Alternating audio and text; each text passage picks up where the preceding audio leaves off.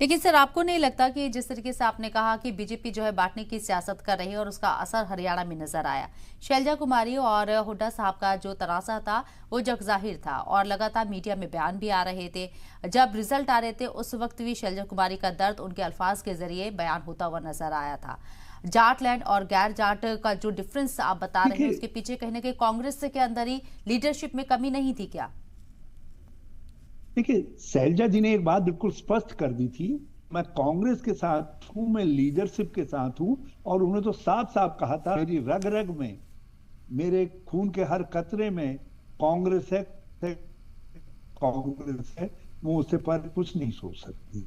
तो जो इतनी बड़ी बात कही उन्होंने, वो उसको, ये भाजपा का प्रचार तंत्र था, उनका गोदी मीडिया था, उनके ढोलची थे, जिन्होंने शैलजा जी के बयान को आउट ऑफ प्रोपोर्शन ब्लो करने की कोशिश की। और जो उसके पीछे भाजपा जो असली काम कर रही थी, भाजपा, भाजपा का संघ परिवार, उनकी राज्य की सरकार, उनकी दिल्ली की सरकार, सारे मंत्रीगण, वो इस बात में ला रहे थे कि जाटों के खिलाफ किस तरीके से गैर जाट कम्युनिटी को एक कर लिया जाए, जिसमें वो सफल हो गए कुछ सीमा तक जो है।